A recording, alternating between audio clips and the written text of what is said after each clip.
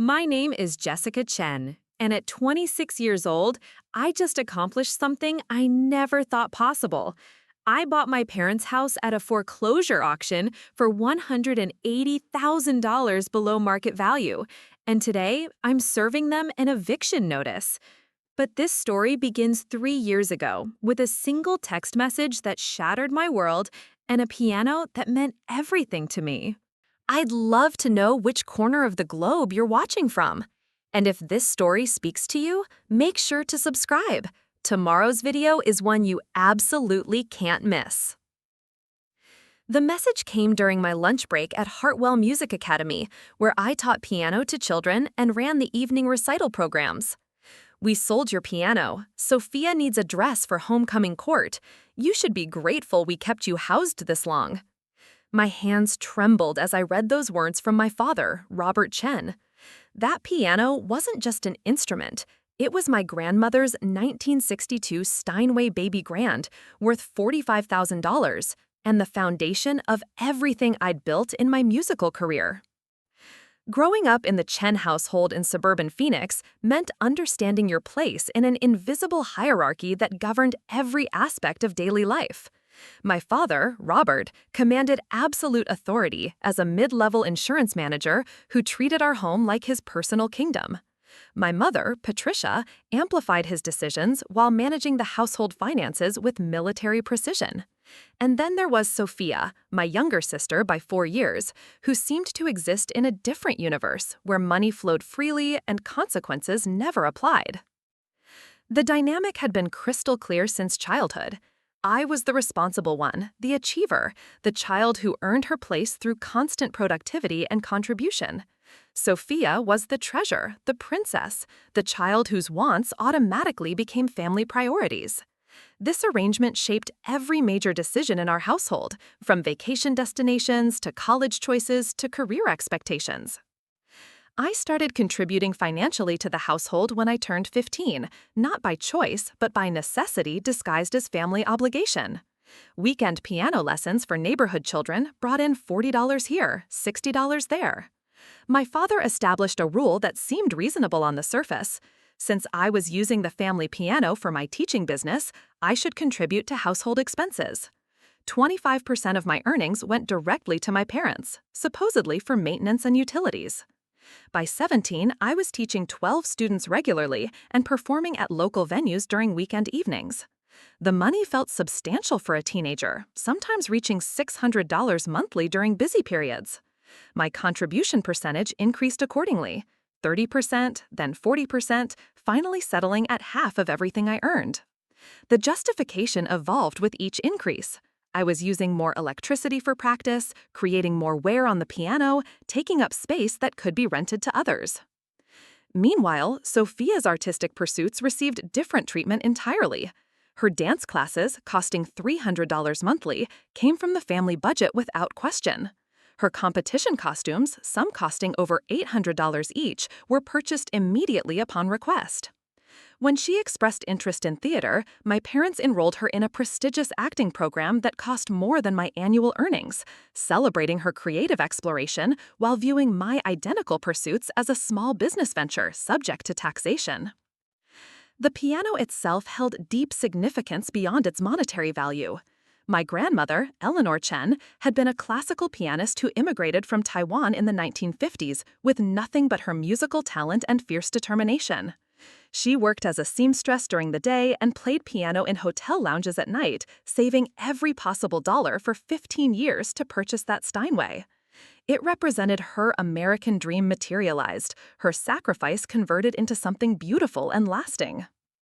When Grandma Eleanor passed away during my freshman year of college, she left the piano specifically to me in her will, not to the family, not to be divided among heirs, but to me personally with explicit instructions that it remain in my possession for my musical career. The will stated clearly that the piano was intended to support my development as a pianist and music educator, a legacy investment in my artistic future. My parents initially respected this arrangement, partly because housing the piano cost them nothing, and partly because my teaching income contributed substantially to household finances. The piano lived in our formal living room, a space that doubled as my teaching studio and practice room. For nearly 8 years, this arrangement functioned smoothly, with my parents occasionally mentioning how fortunate we all were that Grandma had been so generous. College years brought additional financial complexity to our household dynamics. I commuted to Arizona State University to study music education, living at home to save money while working part-time at a local music store. My parents calculated that my presence at home cost them approximately $400 monthly in additional food, utilities, and general expenses. This figure became my official rent, due on the first of every month regardless of my actual income that period. The rent arrangement created constant stress during slow months when student cancellations or reduced store hours left me scrambling to meet the deadline. My parents showed no flexibility with late payments, treating the $400 as non-negotiable as any other household bill. When I occasionally fell short, they applied a $50 late fee and threatened to charge market-rate rent if the pattern continued. Sophia's college experience unfolded quite differently. She attended Northern Arizona University, living in dormitories and sororities fully funded by our parents. Her tuition, room and board, meal plans, and discretionary spending totaled approximately $35,000 annually. When she changed majors twice, extending her graduation timeline, my parents covered the additional semesters without complaint, describing education as an investment in her future. After graduation, I found full-time employment at Hartwell Music Academy, a prestigious institution serving families throughout the Phoenix metropolitan area. The position offered excellent benefits, professional development opportunities, and the chance to work with seriously committed young musicians. My starting salary of $48,000 felt substantial, finally providing financial breathing room after years of tight budgets. However, my parents immediately recalculated my household contribution based on my new income level. The $400 rent increased to $700 monthly, justified by my improved earning capacity and continued use of the piano for private teaching. Additionally, they instituted a family contribution fee of $200 monthly, described as my fair share of household expenses now that I could afford to participate more fully in family financial responsibilities. These changes reduced my take-home income significantly, but I accepted them as temporary arrangements while I saved for my own apartment. The Phoenix rental market had become increasingly expensive, and I calculated that remaining at home for 18 months would allow me to accumulate sufficient savings for a down payment on a small condo, establishing long-term financial stability rather than perpetual rent payments. My private teaching business flourished during this period, growing from 12 students to 28 students as word spread about my methods and results. Several students won regional competitions, and 3 received scholarships to summer music programs. The success validated my educational approach and brought considerable satisfaction, even as the financial benefits continued flowing substantially to my parents through our contribution arrangement. Sophia graduated college with a communications degree and immediately moved back home while pursuing opportunities in social media marketing and event planning. Her return triggered no discussions of rent or household contributions. Instead, my parents converted the guest bedroom into a professional workspace for her, purchasing new furniture and technology to support her career development. Her presence added obvious costs to household utilities and groceries, yet my contribution rates remained unchanged while hers remained non-existent. The dynamic had been crystal clear since childhood, particularly as Sophia's lifestyle demands escalated. Her social media work required extensive wardrobe updates, professional photography sessions, and networking events with associated costs. My parents funded these business expenses generously, viewing them as investments in her professional development. When I mentioned that my teaching studio could benefit from acoustic improvements or new sheet music libraries, the response was always that my income should cover such professional expenses. Family dinners became exercises in navigating these unspoken inequalities. Sophia would describe expensive restaurants she wanted to try, and my parents would immediately make reservations for the following weekend. I would mention professional development workshops for music educators, and my parents would suggest I research whether my employer offered professional development funding. The message was clear. Her wants were family priorities, my needs were personal responsibilities. The piano remained central to these dynamics, both as my primary teaching tool and as the most valuable single item in our household. Students and their parents often commented on the beautiful instrument, noting how it enhanced the learning experience and created an inspiring practice environment. Several parents specifically chose my teaching services because of the high-quality piano, understanding that serious musical education required serious instruments. My parents occasionally mentioned the piano's value during discussions about household assets, usually in the context of insurance coverage or general estate planning. They seemed proud of owning such a prestigious instrument, often highlighting it during social gatherings as evidence of our family's cultural sophistication and financial success. The piano's presence elevated our home status, providing social capital that my parents enjoyed displaying. However, underlying tensions about ownership began surfacing as my teaching business continued growing. My parents started referring to it as the family piano rather than Jessica's piano, a subtle but significant shift in language that suggested changing perceptions about rightful ownership. When insurance representatives visited to update coverage, my parents listed themselves as owners, despite the clear provisions in my grandmother's will. These warning signs accumulated gradually, creating a sense of unease that I struggled to articulate. Nothing dramatic occurred, no major confrontations or explicit threats, just a steady erosion of respect for the boundaries established by my grandmother's inheritance. The piano's fate seemed increasingly precarious, though I couldn't imagine my parents would actually violate my grandmother's wishes so blatantly. The homecoming dress crisis emerged suddenly during Sophia's senior year of college. She had been selected for the homecoming court, an honor that filled my parents with immense pride and excitement. The selection came with social expectations and fashion requirements that my parents embraced enthusiastically, viewing it as validation of their daughter's popularity and success. Sophia's research into appropriate attire revealed that homecoming court members typically wore designer gowns costing between $3,000 and $8,000.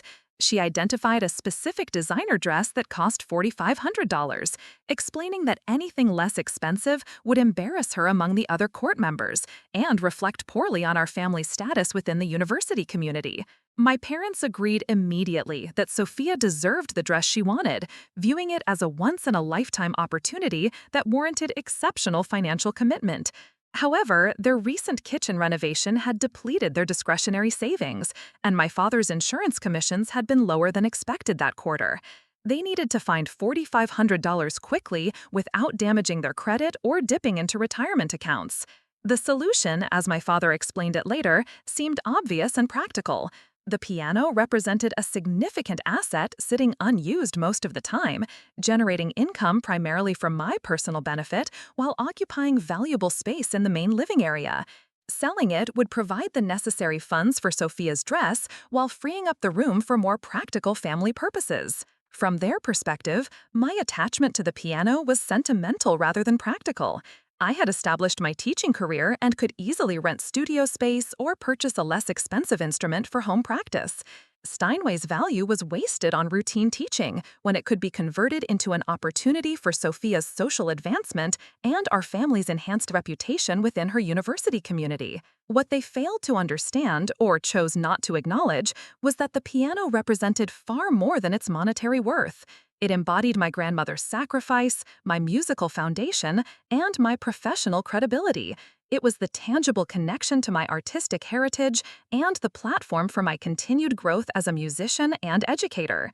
The text message arrived on a Tuesday afternoon, delivered with the casual tone one might use to announce a minor household change rather than the destruction of my entire musical foundation. I stared at that message for what felt like an eternity, standing in the faculty lounge at Hartwell Music Academy while the Tuesday afternoon light streamed through the windows. Around me, other instructors chatted about their students' progress and weekend recital preparations, but their voices faded into white noise as the reality of what I'd just read. My grandmother's Steinway was gone. A lot of love and effort went into bringing this story to life. If you're enjoying it, we'd be so grateful if you'd subscribe to our channel. Now, back to where we left off. The immediate aftermath was a blur of frantic phone calls and desperate attempts to understand what had happened. I tried calling my father first, but it went straight to voicemail. My mother picked up on the second ring, her voice artificially bright as if nothing had occurred.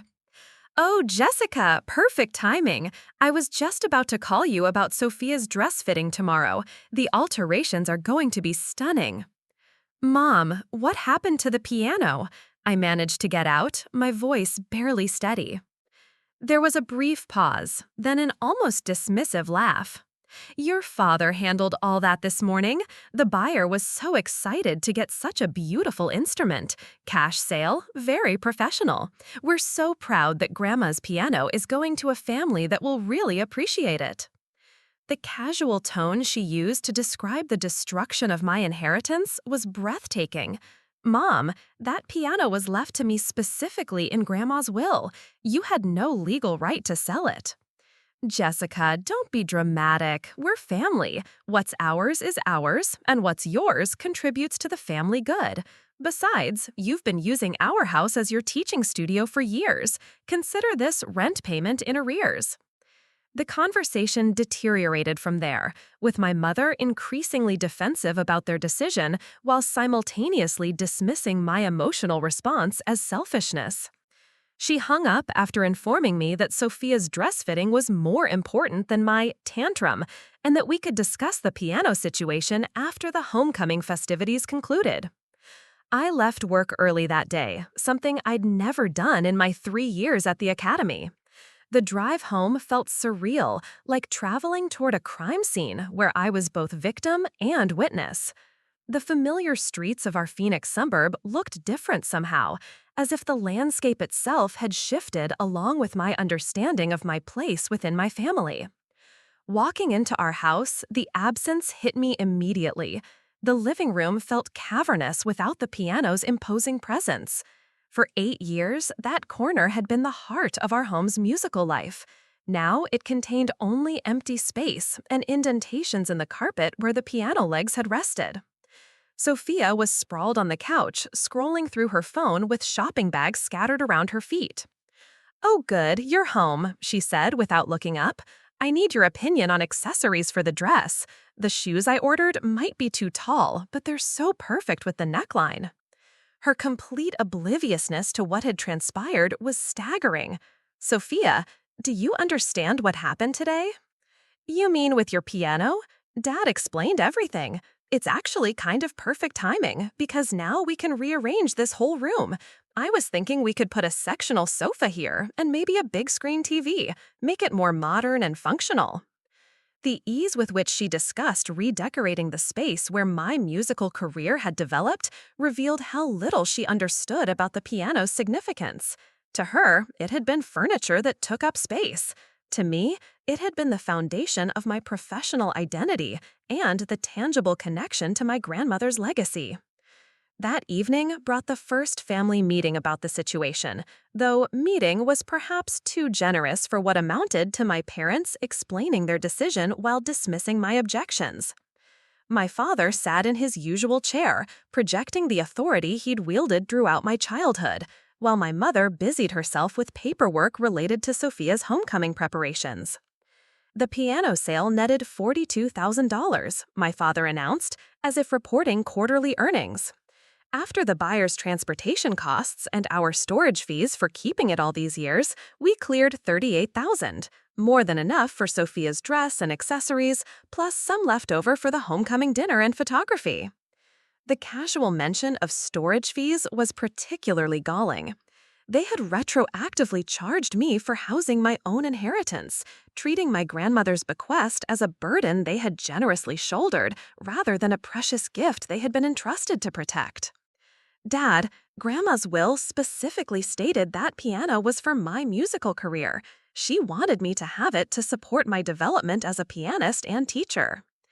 "Your grandmother is gone, Jessica. We're your family now, and family means supporting each other's opportunities. Sophia has a chance to be homecoming queen at a prestigious university. That kind of social connection opens doors that last a lifetime." The conversation revealed their fundamental misunderstanding of value and investment. They viewed Sophia's homecoming court selection as a career opportunity equivalent to my years of musical education and professional development. In their minds, the piano's worth was best realized by converting it to social capital for their favored daughter, rather than maintaining it as artistic capital for their other daughter. My mother added her perspective with characteristic manipulation disguised as reasonableness. Honey, you're 26 years old, with a stable job and your own income. Sophia is just starting her life, and she needs our support during these crucial formative years. The piano served its purpose for you, but now it's time to help your sister achieve her dreams. The implication that my dreams were complete while Sophia's remained unrealized was particularly painful. My teaching career was thriving, but my personal musical ambitions extended far beyond my current position. I had been planning to audition for the Phoenix Symphony's Community Orchestra, to record an album of my grandmother's favorite pieces, to eventually open my own music school. All of these goals required the piano that now belonged to strangers. Over the following days, I learned more about the sale through neighbors who had witnessed the removal. A specialized piano moving company had arrived Tuesday morning with a crew of 6 men and professional equipment. The buyer, apparently a wealthy family from Scottsdale, had purchased the piano for their teenage daughter who was preparing for conservatory auditions. The irony was devastating. My grandmother's piano, intended to support my musical career, was now supporting another young woman's musical aspirations, while I was left with nothing but memories and resentment. The buyer's daughter would benefit from an instrument my grandmother had sacrificed 15 years to purchase, while I was expected to be grateful that my family had allowed me to use it temporarily. The immediate practical consequences were severe. I had to cancel lessons with 6 students whose parents had specifically chosen my teaching services because of the quality piano. These families understood that serious musical education required serious instruments, and my explanation about the piano's sudden disappearance raised uncomfortable questions about my professional stability and family dynamics. Other students' parents began asking pointed questions about my teaching setup, wondering whether the remaining electronic keyboard in our spare bedroom would provide adequate learning experiences for their children. Several families requested transfers to other instructors with better equipment, taking their monthly tuition payments with them. Within a week, my teaching income dropped by almost 40%. The financial impact extended beyond immediate lost revenue. I had built a reputation as a premium piano instructor, commanding higher rates because of the superior learning environment I provided. Without the Steinway, I could no longer justify charging top-tier prices, forcing me to reduce rates for remaining students or risk losing them to competitors with better instruments. Professional relationships suffered as well. Colleagues at Hartwell Music Academy had often referred private students to me specifically because of my home studio's quality piano. Those referrals stopped immediately once word spread about the instrument's absence. My standing within the Academy's faculty diminished, as my external teaching success had been part of my professional profile. The psychological impact was equally devastating. For 8 years, my daily routine had included practice time on that piano before and after teaching sessions. The instrument had been my creative outlet, my stress relief, and my connection to musical expression beyond the technical instruction I provided to students. Losing it felt like losing a part of my identity. Sleep became difficult as I replayed the events leading to the sale, searching for warning signs I had missed or actions I could have taken to prevent the loss. The betrayal cut deeper than the financial damage, revealing how little my parents respected my autonomy and how casually they could destroy something precious to me for their preferred daughter's benefit. Meanwhile, Sophia's homecoming preparations intensified. Daily shopping trips brought new accessories, professional makeup consultations, and hairstyling appointments. My parents documented every detail with excessive photography, treating her court selection as if she had won a significant award rather than a popularity contest with expensive fashion requirements. The contrast between their investment in Sophia's temporary social moment and their destruction of my permanent musical foundation was stark. They spent more on her homecoming week activities than I earned in 2 months of teaching, yet they had justified stealing my inheritance by claiming financial necessity. Family dinners became tense affairs, where any mention of the piano was dismissed as dwelling on the past, while extensive discussion of homecoming details was encouraged as supporting family priorities. My parents had successfully reframed the narrative, positioning themselves as generous providers for Sophia's opportunity while characterizing my grief as selfish attachment to material possessions. The week before homecoming, I made a decision that would change everything. Instead of continuing to accept their dismissal of my loss, I began documenting everything. Every receipt, every bank statement, every record of rent payments and household contributions. If my parents wanted to treat family relationships as financial transactions, I would ensure those transactions were properly accounted for. I also started researching legal options for recovering stolen property and investigating the piano sale. My grandmother's will was clear and legally binding, regardless of my parents' retroactive justifications. The piano sale constituted theft of inherited property, and the buyers might be legally required to return it once they understood the circumstances. Most importantly, I began planning my exit strategy, not just from the house, but from the entire toxic dynamic that had allowed this betrayal to occur. My parents had taught me that family relationships were fundamentally transactional, that love came with price tags and conditions. I was ready to apply those lessons in ways they never expected. The homecoming festivities arrived with all the pomp and circumstance my parents had orchestrated. Saturday morning began at 6 a.m. with professional photographers arriving to capture Sophia's preparation process. Hairstylists, makeup artists, and a personal shopper descended upon our house like a wedding party preparation, transforming our dining room into a makeshift salon. I watched this elaborate production from the kitchen, drinking coffee and reviewing bank statements I had printed the night before. The contrast was surreal, Sophia being pampered like royalty, while I calculated exactly how much money my parents had extracted from me over the years. The numbers were staggering, but they told a story I needed to understand completely. The dress itself was a masterpiece of designer craftsmanship, deep emerald silk that complemented Sophia's complexion perfectly. At $4,500, it cost more than most people's monthly salary, but my parents glowed with pride as they watched their daughter transform into what they clearly viewed as perfection. The matching shoes, jewelry, and accessories added another $1,800 to the total investment. "Doesn't she look absolutely stunning?" my mother gushed, directing the photographer to capture every angle. "This dress is going to be in the university's homecoming archives forever. Sophia will be remembered as one of the most beautiful court members in school history." My father nodded approvingly, already planning how he would share these photos with colleagues and clients. For him, Sophia's appearance reflected directly on his success as a provider and patriarch. The expensive dress served as visible proof of his ability to give his daughter everything she deserved, enhancing his social status within their community networks. While this celebration unfolded, I continued my research into the piano sale. Through online forums and classical music networks, I had located the buyer's information. The Hendricks family from Scottsdale had purchased the piano for their 17-year-old daughter Emma, who was indeed preparing for conservatory auditions. They had paid full asking price, thrilled to find such a prestigious instrument available. What made the situation even more painful was learning about Emma's background. She came from a musical family that understood the Steinway's value and historical significance. Her parents had been searching for months for an appropriate instrument, knowing that serious musical education requires serious tools.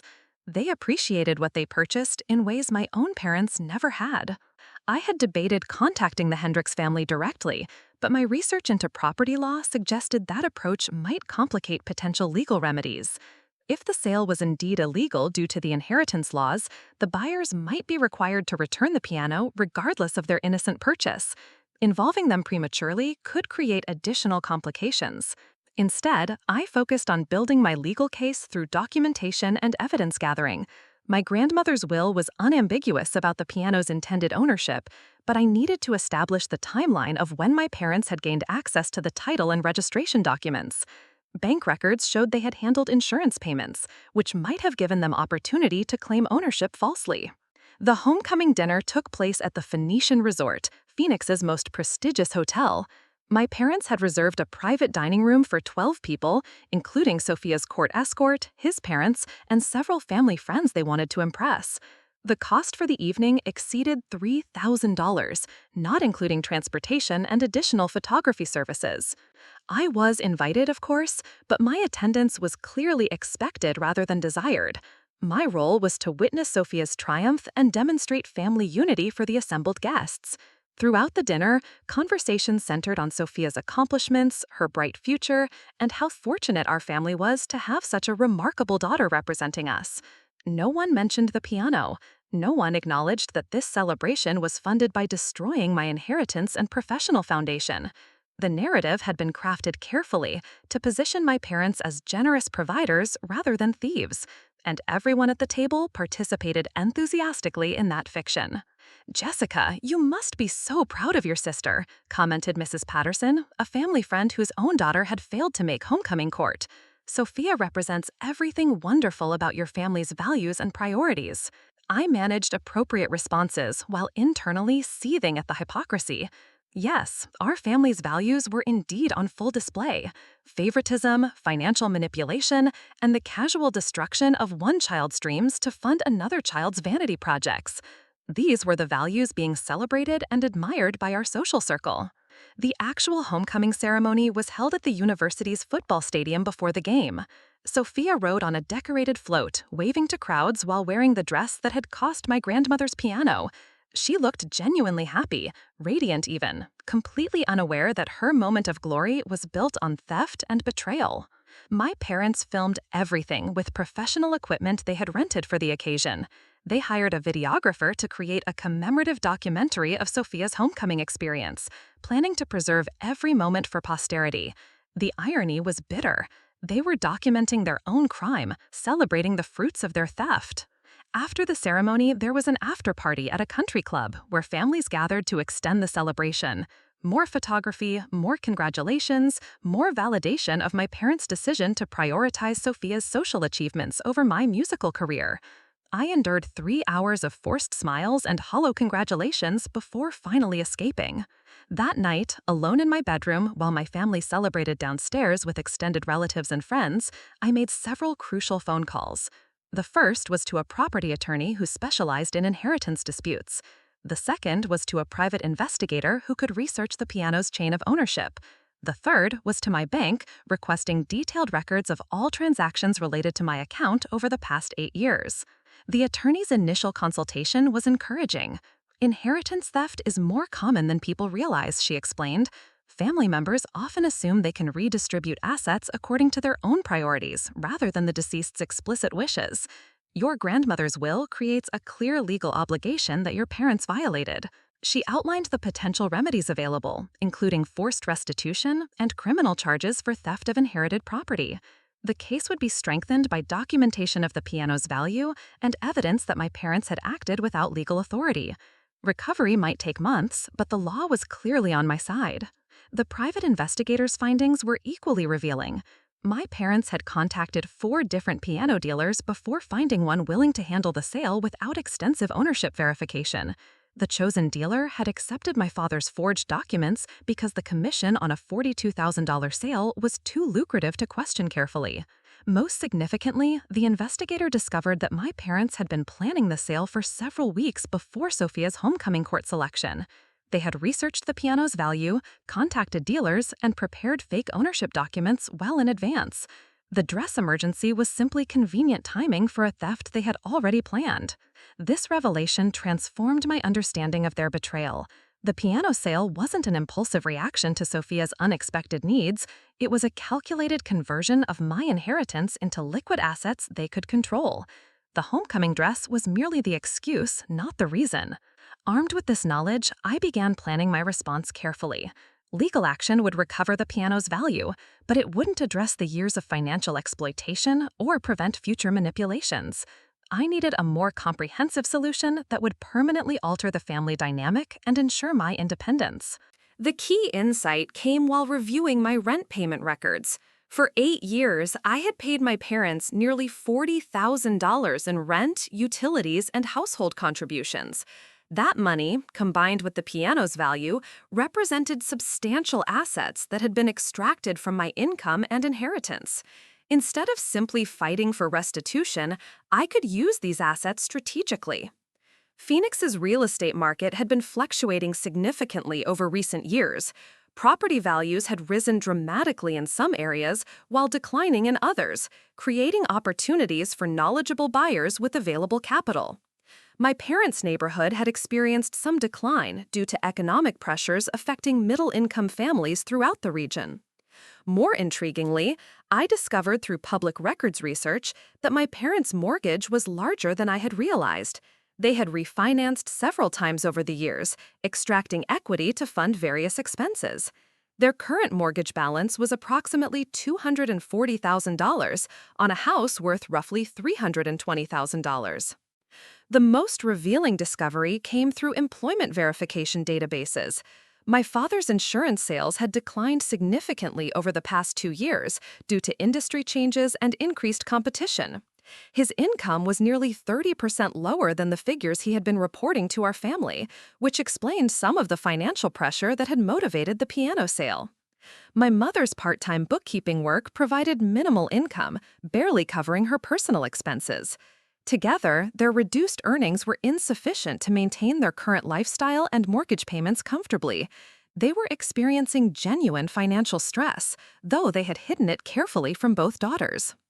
This financial vulnerability created an opportunity I hadn't anticipated. Instead of simply pursuing legal remedies for the piano theft, I could potentially address the underlying power dynamic that had enabled years of exploitation. If my parents were struggling financially, their position was more precarious than they wanted anyone to know. The plan that began forming in my mind was audacious but logical. Rather than remaining a victim of their financial manipulation, I could become the person controlling our family's financial future. The piano sale had been their mistake, but it could become my opportunity to permanently rebalance our relationship dynamics. Sunday morning brought the aftermath of homecoming weekend. Sophia slept until noon, exhausted from 2 days of celebration and attention. My parents busied themselves organizing photos and planning how to display mementos from the weekend. The house felt like a museum dedicated to Sophia's social triumph, with evidence of her success carefully arranged throughout the main living areas. I spent the morning finalizing my research and preparing for conversations that would change everything. The documentation was complete, the legal strategy was clear, and the financial opportunities were identified. Most importantly, my resolve was absolute. The piano sale had been their choice, but the consequences would be mine to determine. By evening, I was ready to begin implementing a plan that would take months to execute, but would permanently alter the balance of power within our family. They had taught me that relationships were transactional and that family loyalty was conditional on financial benefit. I was prepared to apply those lessons more effectively than they ever had. The weeks following homecoming brought a deceptive calm to our household. Sophia basked in the afterglow of her social triumph, posting endless photos on social media, while my parents continued sharing stories about the magical weekend with anyone who would listen. Meanwhile, I quietly executed the most important financial strategy of my life. My first move was opening accounts at 3 different banks, ensuring my parents couldn't monitor my financial activities through our shared credit union, where they still maintained some access to my account information. The new accounts would handle the substantial transactions I was planning, keeping my strategy invisible until the moment of revelation. The legal proceedings against my parents moved forward simultaneously. Attorney Sarah Morrison filed formal papers demanding return of the piano's full value plus damages for theft of inheritance. The documentation was overwhelming. My grandmother's will, the forged ownership transfer, witness statements from neighbors who had seen the piano removal, and financial records proving my parents had no legitimate claim to the instrument. My parents' initial response was predictably dismissive. They hired Bradley Johnson, a budget attorney who specialized in family disputes, hoping to minimize their exposure through negotiation rather than courtroom proceedings.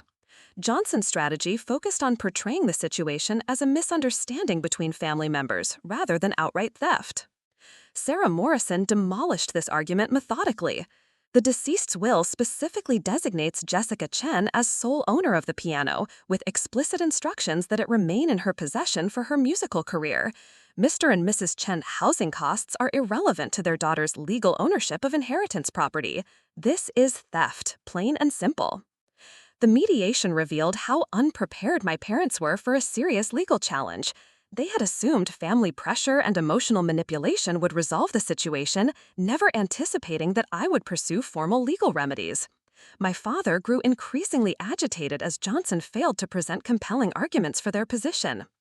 "This is ridiculous," my father finally exploded during a break in proceedings. "We raised her, housed her, supported her through college. One piano doesn't erase years of parental investment. She's being ungrateful and vindictive." My mother attempted a different approach, tearfully explaining how the piano sale had been necessary for Sophia's once-in-a-lifetime opportunity. "We never meant to hurt Jessica. We just wanted to help both our daughters succeed. Family means making sacrifices for each other's benefit." Their desperation was becoming apparent, but I remained focused on my larger strategy. The legal case was important for establishing consequences, but it was only one component of the comprehensive plan I was implementing. While they fought over $42,000, I was positioning myself to control assets worth 10 times that amount. Simultaneously, I had begun working with Marcus Rodriguez, a real estate investor who specialized in distressed property acquisitions. Marcus had extensive experience with foreclosure purchases and understood the legal complexities involved in acquiring properties from financially struggling homeowners. "Your parents' mortgage situation is more precarious than they realize," Marcus explained during our confidential consultation. "They've been making minimum payments for 6 months, and their equity position is vulnerable if property values decline further. With the right financing strategy, you could potentially acquire the property at a significant discount." The key was timing. My parents needed to become desperate enough to consider selling, but not so desperate that they lost the house to bank foreclosure before I could act. This required careful monitoring of their financial situation and strategic pressure at the right moments. My investigation into their finances revealed additional vulnerabilities they had hidden from the family. My father's insurance business was failing more dramatically than anyone knew. 3 major clients had canceled policies in recent months, and his agency was struggling to attract new business in an increasingly competitive market. More significantly, they had been using credit cards to cover basic expenses for several months. Their total credit card debt exceeded $30,000, with monthly minimum payments consuming nearly a quarter of their reduced income. They were trapped in a cycle of borrowing that would inevitably lead to financial collapse. My mother's bookkeeping clients were also disappearing as small businesses automated their accounting processes or hired full-service firms. Her monthly income had dropped from $1,200 to less than $400, forcing them to rely even more heavily on my father's declining earnings. The piano sale had provided temporary relief, but $42,000 wouldn't solve their fundamental income problems. Within 6 months, they would face another financial crisis, and this time they wouldn't have valuable assets to liquidate. Their options would be limited to borrowing against the house or selling it entirely.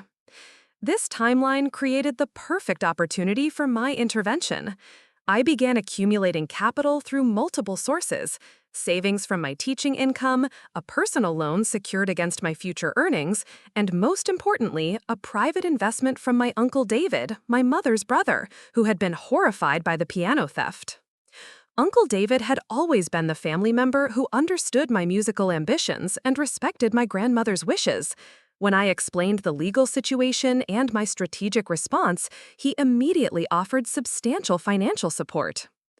"Your parents crossed a line they can never cross," David said during our private dinner meeting.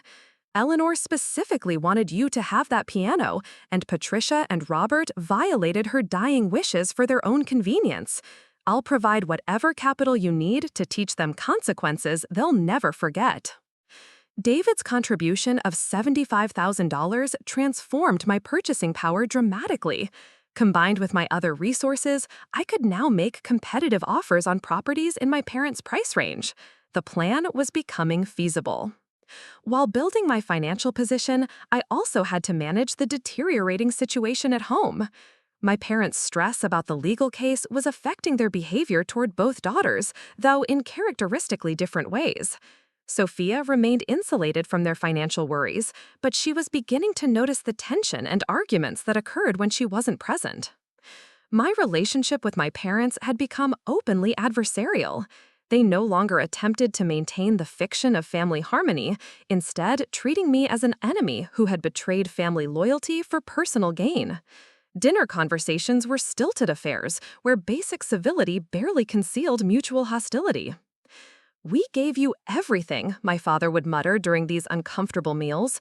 "College education, professional opportunities, family support through difficult times. One piano doesn't justify destroying your own parents financially." Their revisionist history was breathtaking.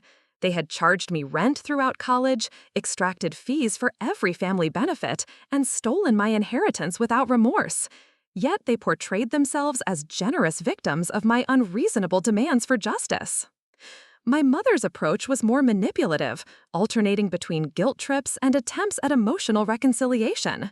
She would reminisce about my childhood accomplishments, share family photos from happier times, and express bewilderment about how our relationship had deteriorated so dramatically.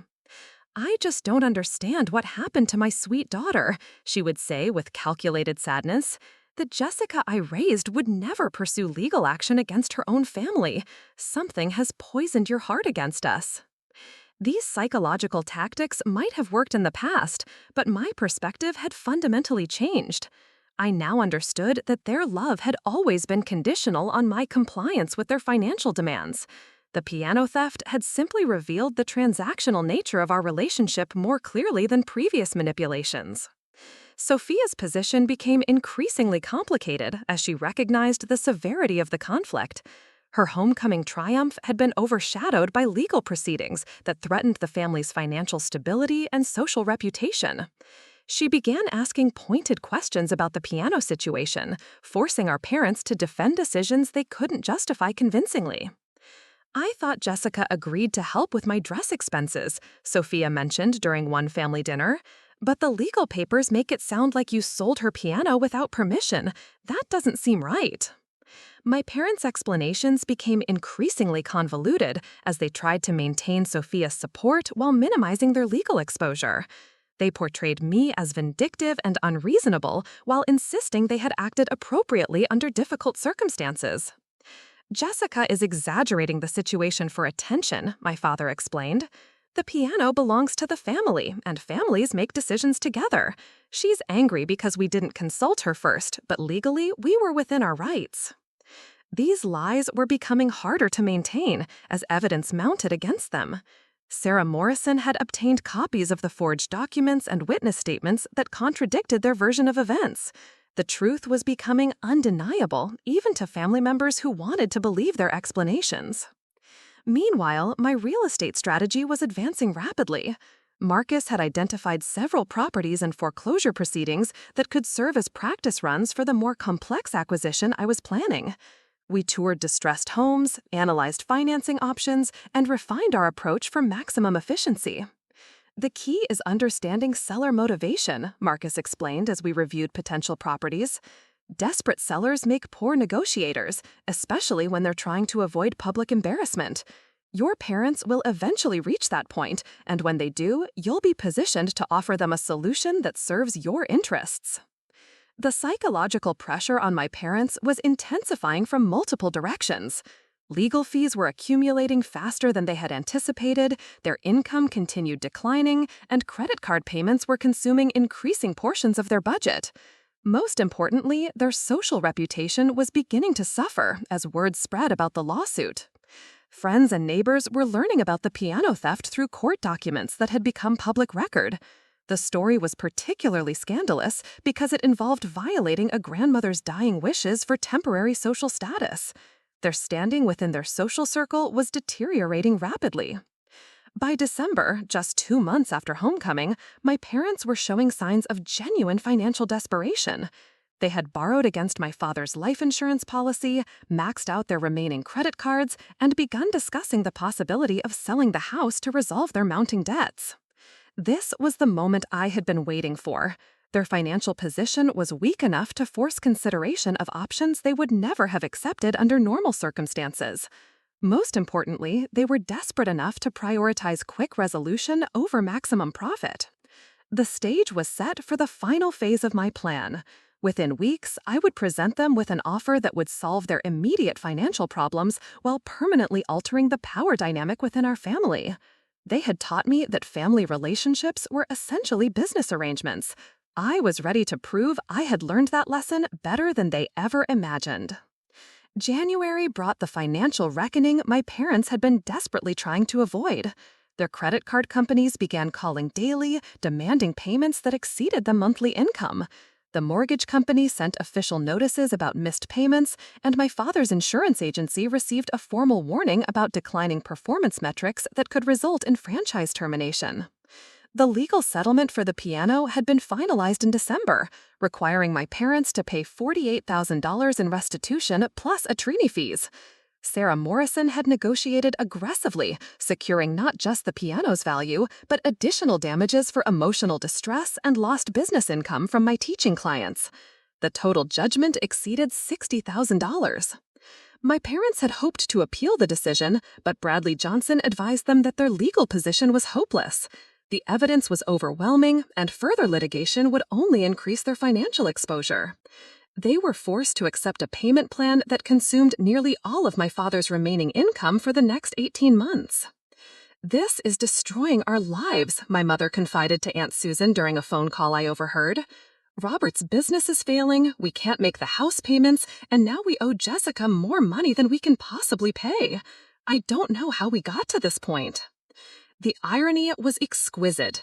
They had stolen my inheritance to fund Sophia's temporary social moment, and now that moment is costing them their financial security and family home. The $4,500 dress had ultimately required sacrificing assets worth hundreds of thousands of dollars. Meanwhile, my own financial position had strengthened dramatically. Uncle David's investment, combined with my accumulated savings and the legal settlement payments, gave me liquid assets exceeding $120,000. More importantly, Marcus Rodriguez had arranged pre-approval for a mortgage that would allow me to purchase properties up to $400,000. The opportunity I had been waiting for arrived in late January. My parents received a formal notice from their mortgage company initiating foreclosure proceedings due to 4 months of missed payments. They had 30 days to bring their account current or face public auction of their home. This notice shattered their remaining composure completely. My father spent hours on the phone with the mortgage company, begging for extensions and modified payment plans. My mother researched bankruptcy attorneys, though they quickly learned that bankruptcy wouldn't eliminate the judgment I had obtained against them. "We need to sell the house," my father finally admitted during a family meeting that excluded me from participation. "It's the only way to pay off the mortgage and settle Jessica's lawsuit before we lose everything to foreclosure." Sophia was devastated by this prospect. The house represented the only stability she had known, and losing it would force her to confront the financial reality that had been carefully hidden from her throughout college. Her privileged lifestyle was entirely dependent on assets that were disappearing rapidly. "Can't we borrow against something?" Sophia pleaded. "What about your retirement accounts or life insurance? There has to be another solution." My parents explained patiently that they had already exhausted every borrowing option available. The life insurance policy had been cashed out in November. The retirement accounts were protected from creditors but couldn't be accessed without severe penalties, and no bank would extend additional credit given their current debt-to-income ratio. The house sale was inevitable, but they hoped to control the process carefully to maximize their net proceeds. Real estate agent Monica Williams estimated the property's current market value at $315,000, which would leave approximately $75,000 after paying off the mortgage and associated selling costs. This amount would satisfy my legal judgment and provide modest relocation funds, but it would also leave them without significant assets or homeownership equity. They would become renters in their 60s, starting over financially with minimal resources and damaged credit. What they didn't know was that I had been monitoring their situation through public records and had prepared a competing strategy. Marcus Rodriguez had researched comparable sales in their neighborhood extensively, identifying recent transactions that suggested their asking price might be optimistic given current market conditions. "Houses are sitting on the market longer than sellers expect," Marcus explained during our strategy session. Your parents are under time pressure that legitimate buyers aren't. They need to close quickly to avoid foreclosure, which gives you tremendous negotiating leverage. My offer would be structured to appear generous while actually exploiting their desperation. I would propose purchasing the house for $280,000 cash with a 30-day closing timeline that would resolve their foreclosure crisis immediately. The price was below market value, but higher than what they could expect from a foreclosure auction. The psychological impact of receiving this offer from their own daughter would be devastating, but it would also force them to confront the consequences of their choices directly. They had treated family relationships as financial transactions. Now they would experience the ultimate transaction with their own child as the controlling party. Before presenting my offer, I needed to ensure Sophia understood the situation clearly. Her naive optimism about their financial problems was preventing her from recognizing how dramatically her life was about to change. A private conversation was necessary to prepare her for the shock ahead.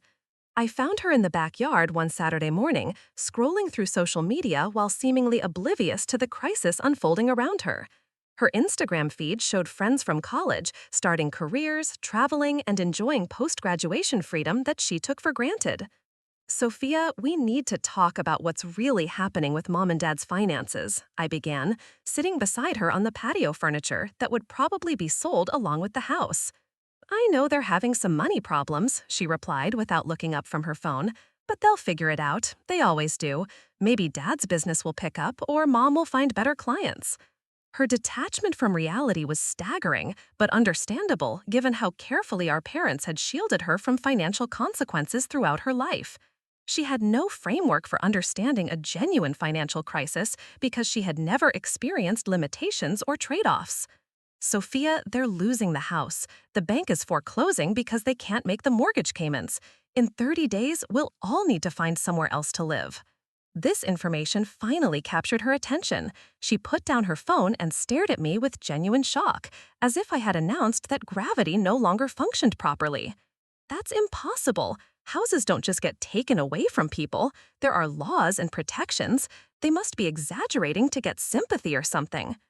I spent the next hour explaining foreclosure proceedings, mortgage default consequences, and the legal judgment that was accelerating their financial collapse. Sophia listened with growing horror as she realized that her comfortable lifestyle was ending permanently. But what about my stuff, my room, all my photos and memories from high school and college? Where will I live while I'm looking for jobs? Her concerns were entirely self-focused, which wasn't surprising given her upbringing, but they also revealed how completely unprepared she was for independent adult life. At 22, she had never paid rent, bought groceries, or managed personal finances because our parents had handled everything while she focused on social activities and academic pursuits.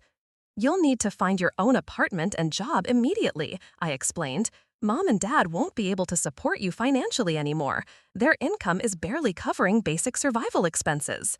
The conversation continued for hours as Sophia processed the magnitude of change approaching her life.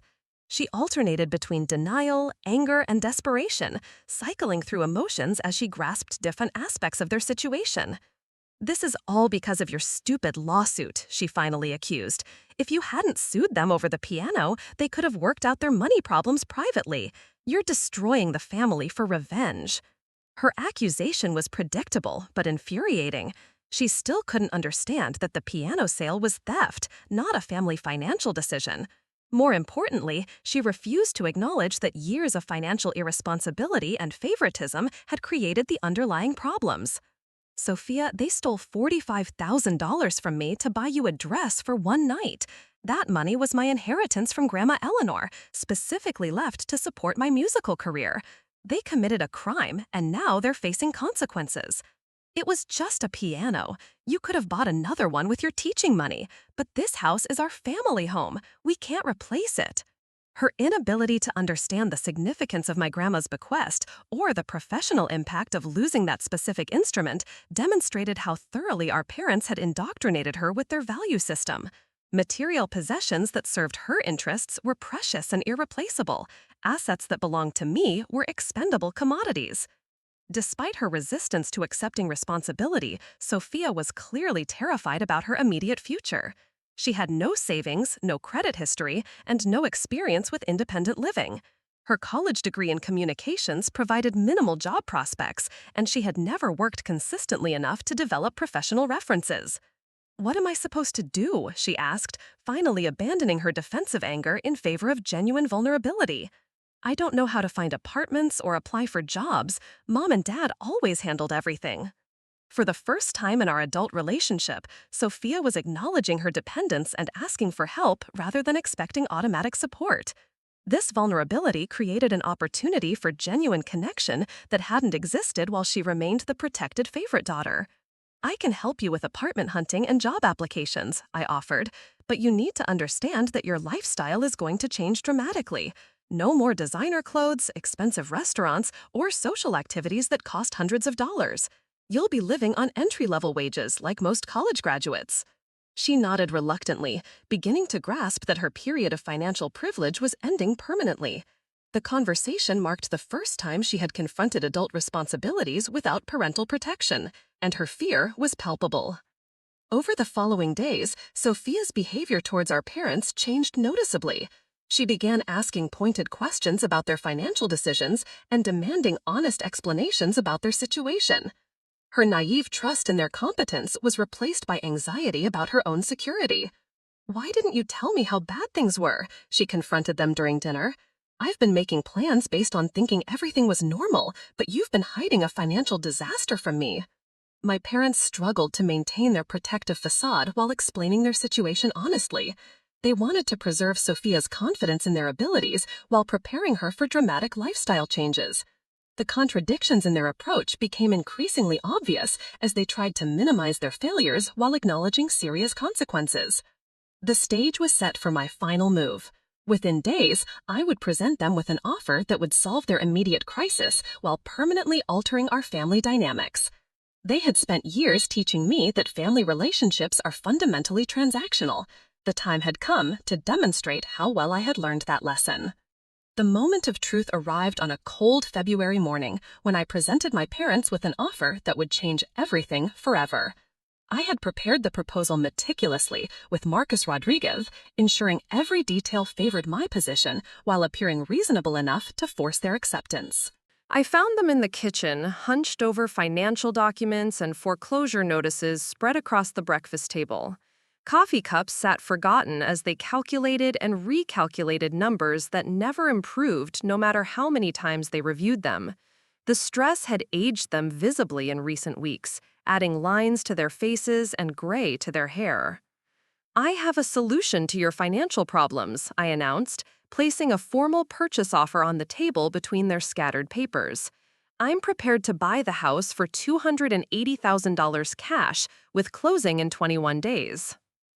The silence that followed was deafening. My father stared at the document as if it were written in a foreign language, while my mother's face cycled through confusion, shock, and dawning horror as she processed what I was proposing. "You can't be serious," my father finally managed, his voice barely above a whisper. "You're our daughter. Daughters don't buy their parents' homes out from under them."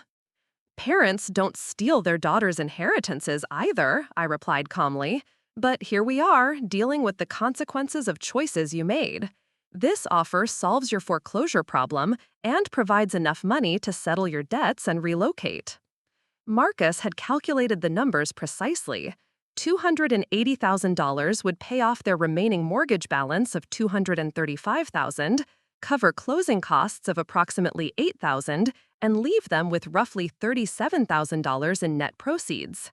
Combined with the foreclosure timeline pressure, it was an offer they couldn't realistically refuse. My mother found her voice first, though it came out as a strangled protest. "Jessica, this is insane. You can't seriously expect us to sell our family home to our own child. What will people think? What will the neighbors say?"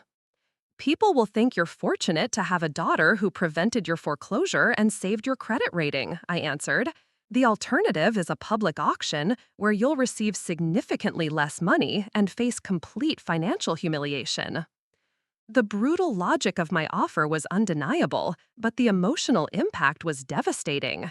I was proposing to become their landlord, fundamentally reversing the power dynamic that had governed our family for my entire life. They would go from controlling my living situation to depending on my generosity for their housing security. There has to be another way, my father insisted, though his tone lacked conviction. We could find a traditional buyer, maybe get closer to market value. Monica Williams thinks we might get $300,000 if we're patient. You don't have time to be patient, I pointed out. The foreclosure sale is scheduled for next month. Even if you found a buyer immediately, traditional financing takes 60 to 90 days to close. You need a cash transaction that can be completed before the bank takes possession. Marcus had anticipated this objection and structured the offer to address their time constraints explicitly. My financing was already approved, the property had been inspected through my teaching visits over the years, and I could waive most contingencies that typically delay residential purchases. The speed of execution was as valuable as the price itself.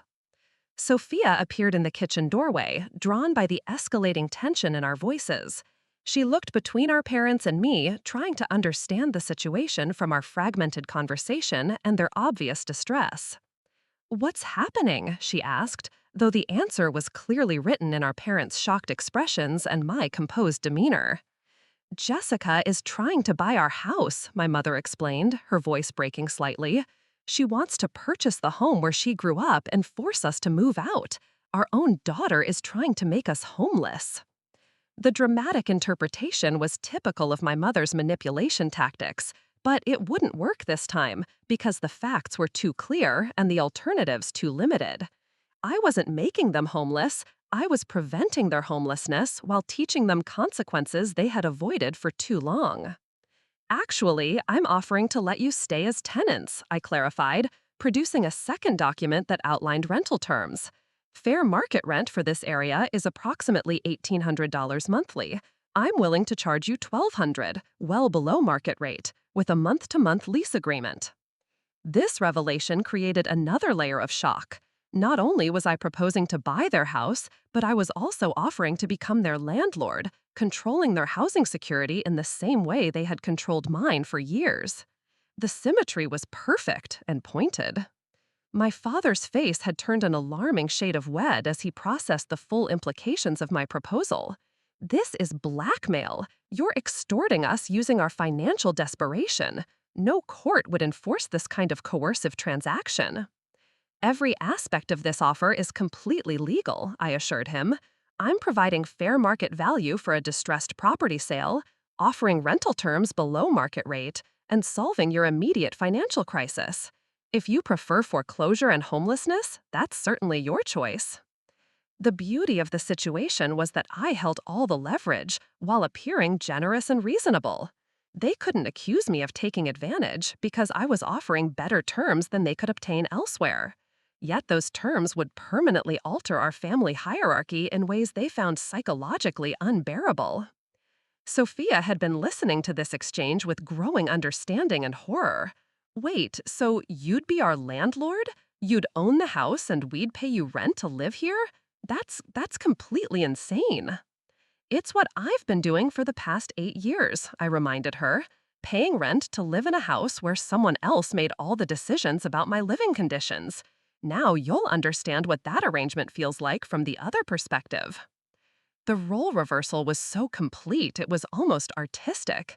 They had taught me that family relationships were fundamentally transactional, that love came with price tags and conditions.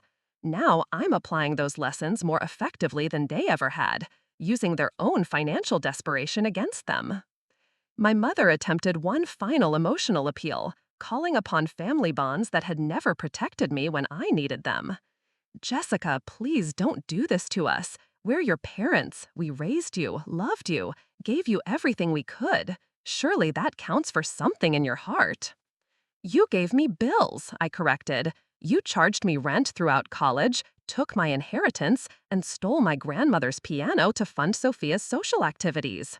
Every interaction was transactional, every relationship conditional on financial benefit. I'm simply continuing that pattern more efficiently." The conversation continued for nearly 2 hours, as my parents cycled through denial, anger, bargaining, and gradually toward acceptance. They explored every possible alternative, contacted friends and relatives about loans, and even considered declaring bankruptcy to escape their obligations. Each option proved worse than my offer. Bankruptcy wouldn't eliminate the foreclosure or provide relocation funds. Friends and relatives either couldn't or wouldn't provide substantial loans to people with their credit history. Traditional home sales would take too long and possibly yield less money after realtor commissions and carrying costs. "We need time to think about this," my father finally said, though his tone suggested he already knew their answer. "This is the biggest decision of our lives. We can't rush into something this significant." "You have until tomorrow evening," I replied, standing to leave them with the documents. "The foreclosure timeline doesn't allow for extended deliberation, and I have other properties I'm considering if this one doesn't work out." This wasn't entirely true, but the time pressure was necessary to prevent them from developing alternative strategies or finding ways to undermine my position. Desperation was my ally, but only if they remained desperate long enough to accept my terms.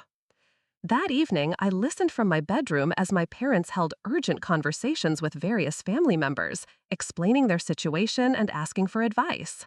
The responses were predictably mixed, with some relatives expressing shock at my offer, while others noted the practical benefits of avoiding foreclosure. Uncle David's response was particularly satisfying when they called him seeking support for their position. "You stole Eleanor's piano from Jessica and spent the money on frivolous expenses," I heard him say through the thin walls. "Now your own daughter is offering to save you from foreclosure and you're complaining about the terms? You should be grateful she's willing to help at all." Aunt Susan tried to mediate, suggesting family counseling or financial planning services that might provide alternatives, but the mathematics remained unchanged. They needed immediate cash to avoid foreclosure, and I was the only source available with sufficient funds and willingness to transact quickly. Sophia spent the evening researching apartments and job opportunities, finally confronting the reality of independent living. Her privileged lifestyle was ending regardless of whether they accepted my offer, and she needed to prepare for dramatic changes either way. "How much do apartments cost?" she asked me around midnight, appearing at my bedroom door with printed listings from various websites. "These prices seem really high for such small spaces. Are people really paying $1,500 for one-bedroom apartments?" "Welcome to adult life," I replied, reviewing her research. "That's why most people have roommates initially, or they live in less desirable neighborhoods to reduce costs. You'll need to adjust your expectations significantly." Her shock at rental prices was genuine and heartbreaking in some ways. She had no framework for understanding housing costs because our parents had sheltered her from financial realities throughout her entire life. Now she was facing the same harsh economic conditions that most college graduates navigated independently. "I don't understand how people afford to live," she said, sitting on my bed with paper scattered around her. "If rent is $1,500 and you're only making $30,000 at an entry-level job, there's barely anything left for food and other expenses." "That's why financial literacy and career planning matter," I explained. "Most people start with shared housing, budget carefully, and work their way up to better situations over time. You're just beginning that process later than most because you've been protected from it." The conversation marked another shift in our relationship dynamic. Sophia was beginning to understand the economic realities I had navigated since college, creating a foundation for mutual respect that had never existed while she remained financially dependent on our parents. By morning, my parents had reached their decision. The foreclosure notice, combined with lack of alternatives and pressure from family members who understood their situation, had forced acceptance of reality they could no longer deny. The house would be mine within 3 weeks, and our family dynamics would be permanently transformed in ways they were only beginning to comprehend. The closing took place on a gray March morning in the conference room of Stewart & Associates law firm. I sat across from my parents at the polished mahogany table, watching them sign document after document that transferred ownership of their family home to their daughter. The irony of the situation was so profound, it felt almost surreal. Marcus Rodriguez sat beside me, reviewing each paper methodically, while Sarah Morrison observed from the corner, ensuring the transaction proceeded without complications that might affect my legal judgment. The atmosphere was funeral quiet, except for the scratching of pens and occasional throat clearing from various attorneys present. My father's hand trembled slightly as he signed the deed transfer, his signature looking shaky compared to the confident strokes he had used on documents throughout my childhood. My mother stared at the wall behind me, refusing to make eye contact as she completed her portions of the paperwork. Their defeat was complete and visible. "Congratulations, Miss Chen," the title agent announced as the final documents were notarized. "You are now the official owner of 4847 Maple Ridge Drive. The keys will be transferred immediately following fund disbursement." The ceremonial key handover was perhaps the most psychologically devastating moment of the entire process. My father removed our house keys from his keychain with mechanical precision, placing them on the table between us without a word.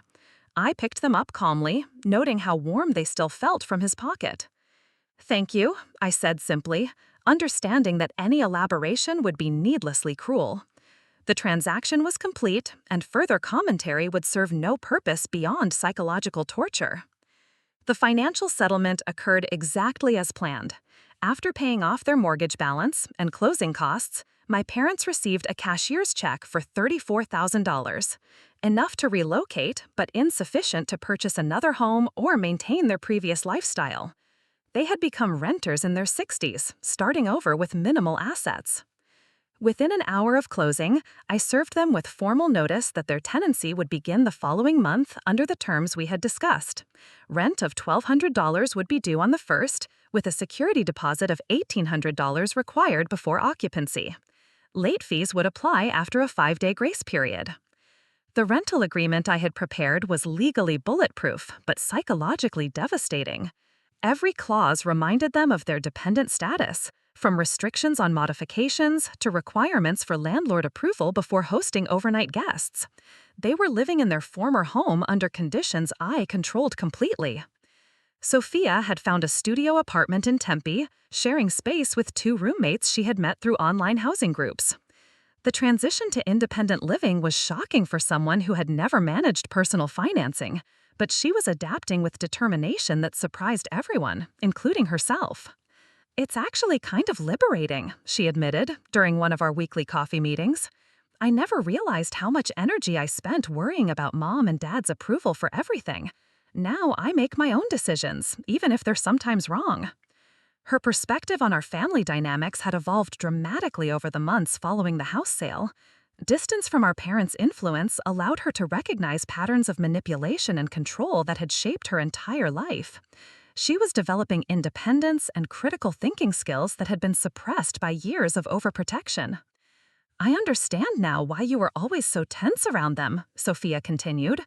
"They never saw us as separate people with our own goals and needs. We were just extensions of their identity, expected to fulfill roles they assigned us." Our relationship had transformed from sibling rivalry to genuine friendship based on mutual respect and shared understanding. Sophia had apologized repeatedly for her role in the piano theft, acknowledging that her entitlement and obliviousness had enabled years of financial abuse. My parents' adjustment to tenant status was predictably difficult. They struggled with asking permission for basic modifications, paying rent to their own daughter, and accepting that their housing security depended on my continued goodwill. The psychological impact was more severe than the financial consequences. "It feels like living in a hotel where we can never check out," my mother confessed to Aunt Susan during one of their phone conversations. "Every room reminds us of when this was our home, but now we're just guests who have to follow someone else's rules." Their social circle had largely abandoned them once the full story became public knowledge. Friends and neighbors found the piano theft morally reprehensible, while the subsequent house sale created gossip that made social interactions uncomfortable. They had become cautionary tales about family dysfunction and financial irresponsibility. My father's insurance business finally collapsed completely in May, forcing him to take a part-time position at a national chain store for minimum wage. The career transition from respected business owner to retail employee was humiliating, but necessary for maintaining their ability to pay rent. My mother increased her bookkeeping efforts, taking any client work available regardless of pay scale. Together, their income barely covered basic living expenses plus rent, leaving no discretionary funds for the lifestyle they had maintained previously. Every purchase required careful budgeting and consideration. The piano situation reached its final resolution in June, when the Hendricks family contacted me directly. They had learned about the theft circumstances through classical music community networks and felt morally obligated to address the situation appropriately. We had no idea the piano was stolen when we purchased it, Mrs. Hendricks explained during our phone conversation. Our daughter Emma has been playing it daily, but she would be devastated to keep an instrument that was taken from another musician illegally. Their integrity was refreshing after months of dealing with my parents' justifications and excuses. The Hendricks family proved that honest people still existed, even in complicated situations involving valuable assets and competing claims. We arranged for the piano's return through a careful legal process that protected everyone involved. The Hendricks family received full restitution for their purchase price plus transportation costs, while I regained my grandmother's request under proper ownership documentation that couldn't be challenged again. The day the piano returned to Maple Ridge Drive was emotionally overwhelming. Watching professional movers carefully position my grandmother's Steinway in the living room where it belonged felt like restoring the natural order of the universe. The house was complete again, with its heart returned to the proper place. My parents watched the piano installation from the kitchen window, their faces reflecting complex emotions I couldn't fully interpret. Grief, certainly, for the financial security they had destroyed pursuing temporary social status. Regret, perhaps, for choices that had cost them their family relationships and community standing. I resumed teaching immediately, welcoming back students whose families had waited patiently for my studio to reopen. Several new students enrolled based on recommendations from parents who had witnessed my determination to recover the instrument. My professional reputation had actually strengthened through the ordeal. The house itself required significant renovations to serve as both my residence and teaching studio. I installed professional soundproofing, upgraded the electrical system to handle multiple practice rooms, and converted the spare bedroom into a comfortable waiting area for parents and students. These improvements increased the property's value substantially while creating the professional music education facility I had always envisioned. The insurance company appraised the renovated property at $420,000, representing an immediate equity gain of $140,000. Uncle David visited regularly, expressing pride in how I had handled the situation and amazement at the final outcome.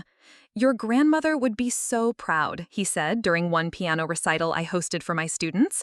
"You honored her memory by fighting for what she wanted you to have." The legal precedent established by my case attracted attention from other attorneys handling family financial abuse situations. Sarah Morrison began specializing in inheritance theft cases, using my documentation methods as templates for other clients facing similar exploitation by family members. 6 months after the closing, I received a letter from my father requesting a private meeting to discuss their living situation. His handwriting looked older somehow, more fragile than the confidence script I remembered from childhood documents and permission slips. We met at a coffee shop downtown, neutral territory where emotions might remain controlled and conversations could stay civil. He looked exhausted, aged beyond his years by stress and the fundamental alteration of his identity from patriarch to dependent. "I know we can't undo what happened," he began, stirring his coffee with unnecessary concentration, "but I want you to understand that we never intended to hurt you so severely. The piano seemed like just an object, not the foundation of your entire career." His apology was partial and inadequate, still containing justifications and minimizations that revealed incomplete understanding of their actions' impact. But it represented the first acknowledgement of wrongdoing I had ever received from him, a small step toward potential reconciliation. "I accept that you didn't intend the full consequences," I replied carefully, "but intentions don't erase impacts. You stole my inheritance and destroyed my professional studio for a dress that was worn once. Those actions had predictable results." We talked for nearly 2 hours, with my father gradually accepting responsibility for the choices that had led to their current situation. He acknowledged the favoritism that had damaged both daughters, the financial manipulation that had exploited my success, and the theft that had triggered everything that followed. "What would it take for us to have a normal family relationship again?" he asked as our conversation neared its end. "What do we need to do to earn your forgiveness and respect?" The question was complex because forgiveness and trust operate on different timelines. I could forgive their mistakes without trusting them with control over my life again. The power dynamic had shifted permanently, and that shift protected everyone from repeating destructive patterns. "Respect the boundaries I've established," I answered. "Acknowledge that our relationship is different now because of choices you made. Stop expecting me to prioritize family harmony over my own security and well-being." Today, 18 months after that birthday text message changed everything, I woke up in my own home, surrounded by the music that defines my life's purpose. The piano sits in its proper place, students come and go with their parents' gratitude, and my professional reputation grows stronger each month. My parents pay their rent on time and maintain polite distance, understanding that their housing security depends on respecting boundaries they had never acknowledged before. Sophia thrives in her independent life, building career success and personal relationships based on mutual respect rather than financial dependence. The house purchase cost me $140,000 in cash, but it provided something far more valuable: complete control over my own life and future. No one can steal my inheritance again, manipulate my housing situation, or exploit my success for their benefit. Family relationships are supposed to provide love, support, and encouragement. When they become vehicles for exploitation and abuse, sometimes the most loving thing you can do is establish consequences that protect everyone from continuing harmful outcomes. I learned that my worth isn't determined by my parents' approval or my family's recognition. It's determined by my own integrity, my professional competence, and my commitment to honoring my grandmother's legacy through music education. The piano that was stolen to fund one night of social status now supports dozens of students pursuing lifelong musical passions. My grandmother's sacrifice continues creating value through each lesson taught, each recital performed, and each young musician inspired to pursue their dreams. Sometimes the greatest victory isn't revenge, it's building something beautiful from the ashes of what was destroyed. Looking for more? We've got 2 amazing stories ready for you right on screen. If this one touched you, these are absolutely worth your time. Click to watch them now. And hey, subscribe and hit that bell to never miss our latest uploads.